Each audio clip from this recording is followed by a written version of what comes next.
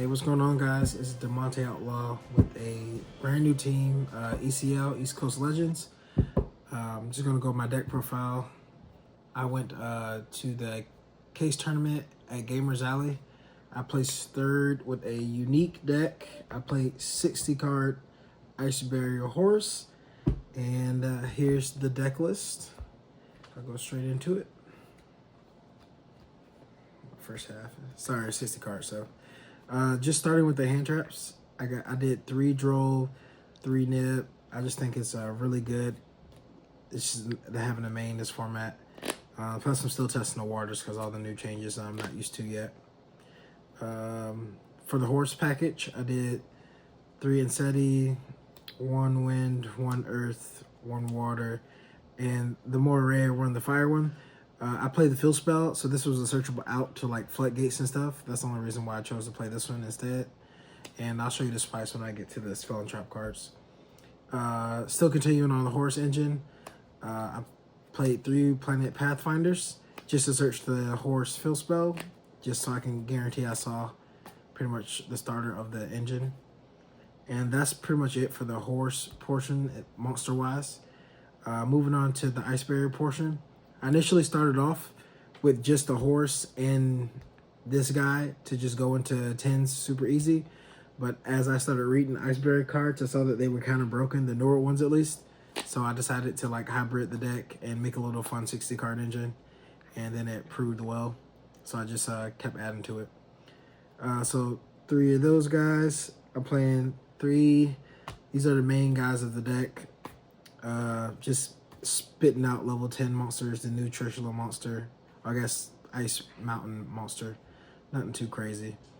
I'll go over some of the slight combos, whatever, a little bit later. 3 of her, I did 3 speakers also, 3 Hexia, I did 2 generals. I probably should have played 1. But I kind of wanted to see it in case it got interacted with, so I can just spit out a second one without, any troubles. I play 1 dog and then 1 anti-spell chick. In hindsight, I probably should have mained these. These are more side options, but she basically is an anti-spell. As long as you control the Ice Barrier, which you can easily do if you are going first and setting up. The dog is a 10-pie killer. They basically can't declare attacks while that guy's on the field, just in layman's terms. That's it for the Ice Barrier engine. And then I just sprinkled in these Ice J8 monsters just to have discard a water, special summon him in a level 3 token. Just easy access to level 10 monsters. And you'll see in the extract when I get to it. Nothing too crazy. As far as the spells, I did 3 of the Horus field spell. It just lets me refresh and reset my hand, and then also acts as a King's Heart. So, and then when I did the Fire Horus effect, it lets me draw a card on both effects. So it was pretty clutch, and it's like a contingency plan if I pocketed the Fire Horse. Obviously, King's Heart, self-explanatory, 3 of those. This card's nuts. It's not once per turn, so I just max it out to just search for any of my starters. Same thing with the Ice Jade. Just searches for the Ice Jade monster, so I can just spit out easy level 10. Terraforming for the Horus field spell. Set rotation for the Horus field spell. Set rotation target. Hopefully nobody's playing Vanadium. This is part of the combo for the Ice Bear for the Mirror Mage. Obviously, if you play against Sprite, you'll know what it does. Special mode 4 lore. Ice Bear monster. Secondary effect, if you control 3 Ice Bear monsters, they're unaffected by extra monsters effects, which came in super clutch.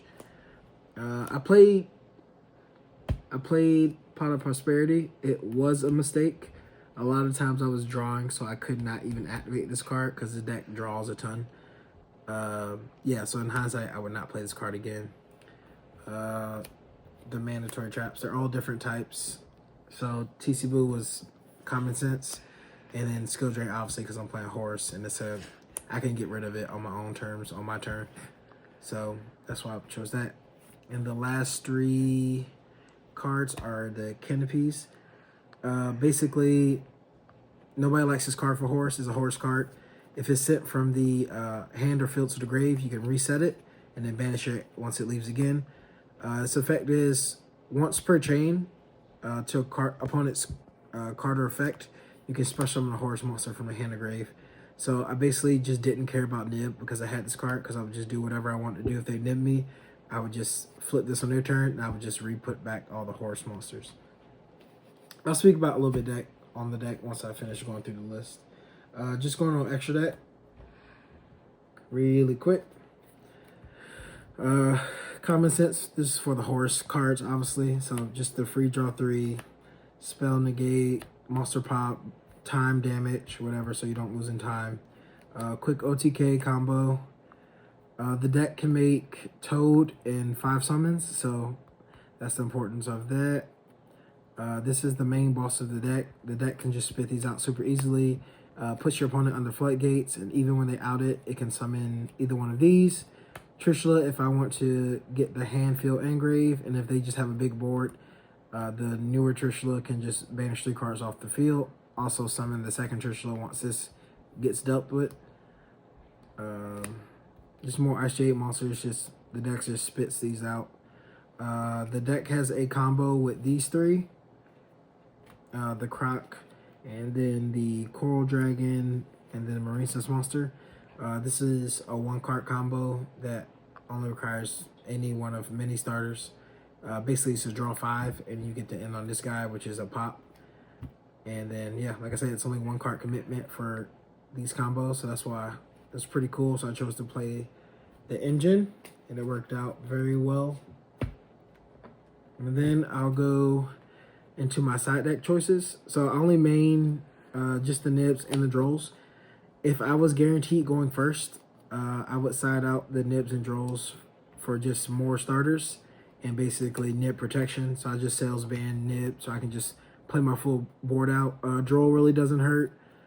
Just the nib. So I just try to put in stuff to counteract nib. I should have been playing Cross-Out Designator and just left a nib in.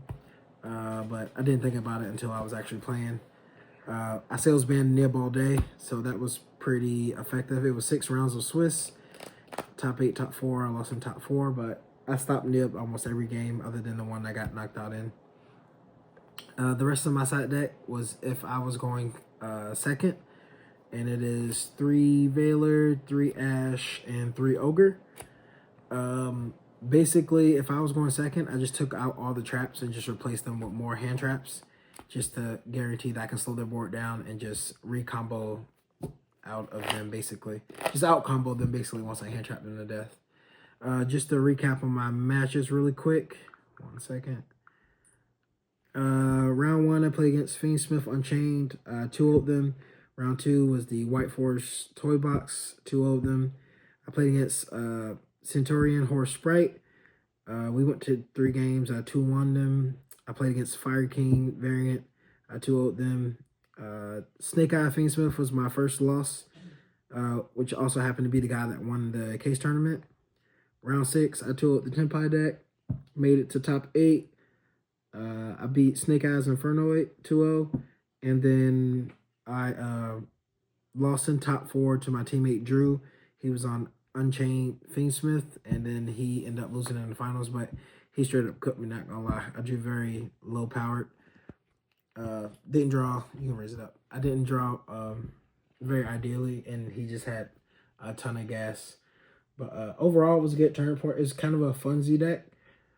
I am playing the same deck, but it's like a much more refined one. But that was just something fun, 60 cards. The tournament was starting, and I didn't want to cut a bunch of stuff without, you know, theorizing everything. So I just made a 60-card variant. Performed super well. Ended up getting 3rd overall. I think it was like 40-something people. It was a good time, though. 6 rounds. I went 5-1. So overall, good turn report. And you'll hear more from our team and on these upcoming events. Thanks for watching.